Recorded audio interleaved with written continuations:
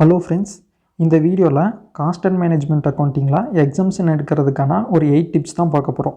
இந்த 8 டிப்ஸை ஃபாலோ பண்ணாலே நீங்கள் ஈஸியாக எக்ஸம்ஷன் எடுத்துடலாம்.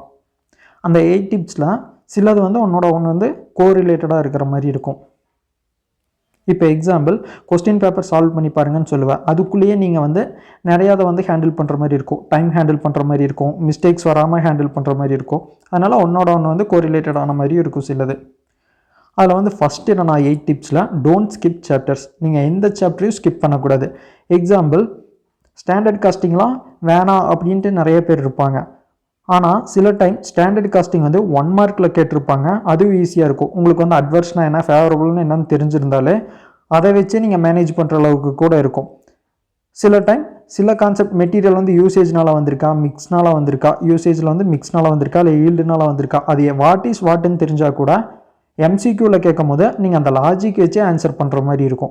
ஸோ எந்த சாப்டருமே கஷ்டம் அப்படின்ட்டு ஸ்கிப் பண்ண வேணாம். நீங்கள் ஈஸின்னு நினச்சிட்டு போகிற சாப்டர்லேருந்து கொஸ்டின்ஸ் கேட்காமையும் விடலாம். அப்படியே கேட்டால் அதிலிருந்து கூட கஷ்டமாக கேட்கலாம். ஈஸியான சாப்டரில் ஐசிஐ நினச்சா கஷ்டமாகவும் கேட்கலாம், கஷ்டமான சாப்டரில் ஐசிஐ நினச்சா ஈஸியாகவும் கேட்கலாம். அதனால் நீங்கள் எந்த சாப்டரையும் ஸ்கிப் பண்ண வேணாம். ஸ்கிப் பண்ணுறேன்னு நினச்சிட்டு இருக்கிற சாப்டர் கூட அதில் என்ன தான் இருக்குது, வாட் இஸ் வாட்னாவது பார்த்து வச்சுருங்க. தியரியும் அப்படி தான். சும்மா ஜஸ்ட் என்னன்னு தெரிஞ்சிருந்தால் ஆன்சர் பண்ணுற அளவுக்கு கூட கேட்பாங்க.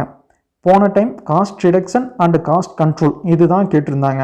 இது ஜஸ்ட் 1 டைம் ரீட் அவுட் பண்ணியிருந்தீங்கனாலே நீங்கள் எழுதிடுவீங்க. தியரியை பொறுத்த வரைக்கும் ரொம்பலாம் மார்க் பிடிக்க மாட்டாங்க, ரிலேட்டடாக இருந்தால் போட்டுருவாங்க. செகண்ட் டிப் என்னென்னா ரீட் கொஸ்டின்ஸ் கேர்ஃபுல்லி. காஸ்டிங்கை பொறுத்த வரைக்கும் கொஸ்டின்ஸ் பெருசாக இருக்கிற மாதிரி இருக்கும். ஆனால் நம்மக்கிட்ட கேட்டிருக்கிற கொஸ்டின்ஸ் நம்மளை என்ன கேட்டிருக்காங்களோ அது சிம்பிளாக தான் இருக்கும். அது என்ன கேட்டிருக்காங்களோ கொஸ்டின் ஃபுல்லாக படித்து அதுக்கு மட்டும் ஆன்சர் பண்ணால் போதும்.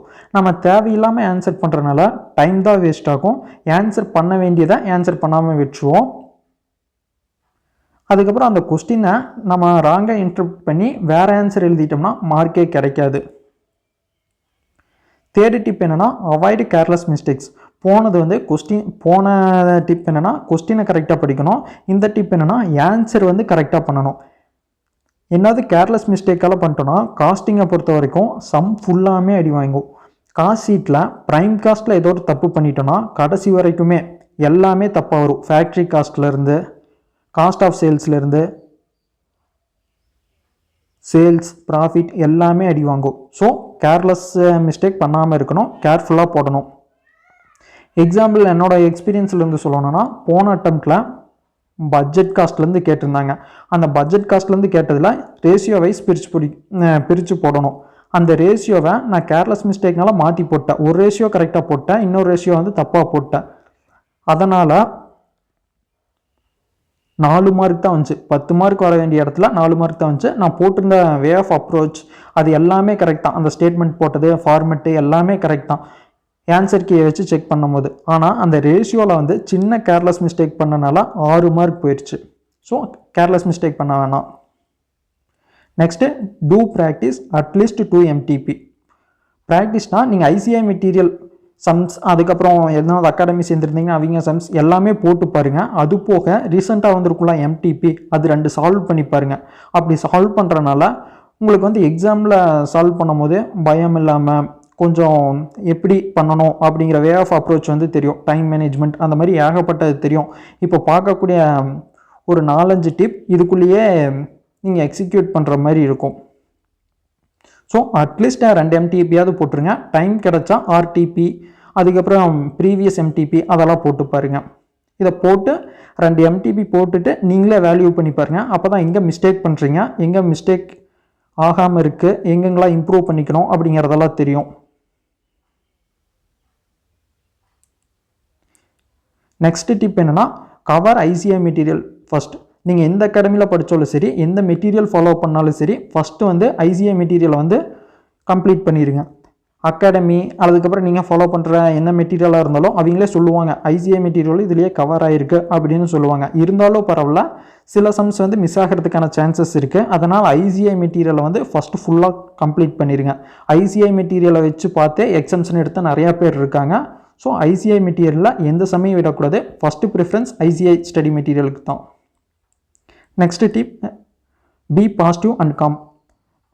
வந்தால் பார்த்துக்கலாம் அப்படிங்கிற மாதிரி இருங்க. காஸ்டிங்கை பொறுத்த வரைக்கும் நீங்கள் எக்ஸாம் ஹாலில் லாஜிக்கலாக திங்க் பண்ணால் கூட மார்க் எடுத்துட முடியும். ஆனால் ப்ரெஷரோடு போனீங்கன்னா உங்களுக்கு தெரிஞ்சதை கூட மிஸ்டேக் பண்ணிட்டு வந்துடுவீங்க. So be positive and calm. அமைதியாக போங்க, ரிலாக்ஸாக இருங்க, ரிலாக்ஸாக எழுதுங்க. அதே டைமில் கொஞ்சம் ஸ்பீடாகவும் எழுதணும். கரெக்டாக அந்த டைம் மேனேஜ்மெண்ட் பண்ணி எழுதணும். எதுக்கும் பயப்பட வேணாம். காஸ்டிங்கை பொறுத்த வரைக்கும் பார்த்துக்கலாம். நீங்கள் வந்து ரிலாக்ஸாக எழுதுனீங்கனாலே நல்ல மார்க் ஸ்கோர் பண்ணுவீங்க.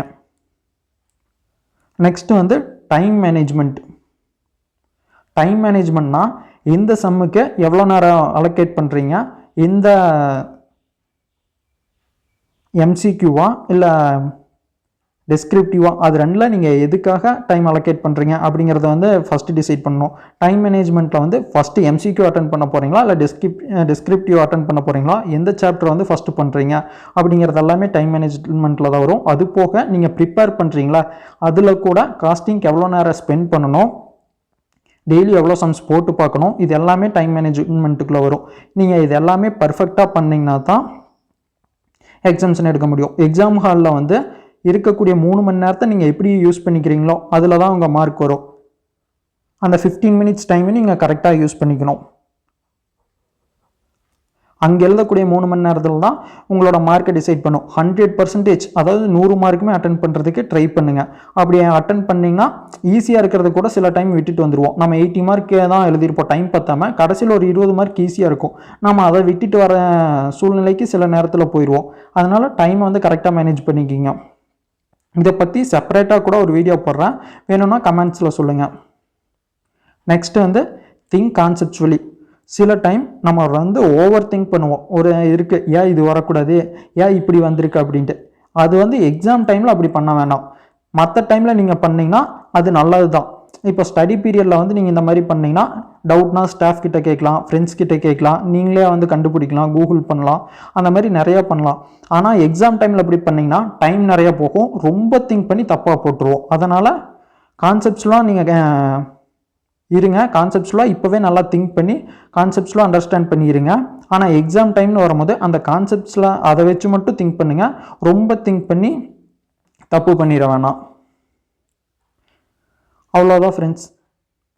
இது யூஸ்ஃபுல்லாக இருந்துச்சுன்னா ஃப்ரெண்ட்ஸ் எல்லாத்துக்கும் ஷேர் பண்ணுங்கள், அவங்களுக்கு யூஸ்ஃபுல்லாக இருக்கும். இன்னும் எக்ஸாமில் வந்து எப்படி கான்சென்ட்ரேட் பண்ணுறது, எந்தெந்த சாப்டருக்கு வந்து அதிக ப்ரிஃபரன்ஸ் கொடுக்கறது, இந்த மாதிரி நிறையா வீடியோஸ் உங்களுக்கு வேணும்னா சொல்லுங்கள். அப்கமிங்கில் வந்து அந்த மாதிரி வீடியோஸும் போடலாம். தேங்க்யூ.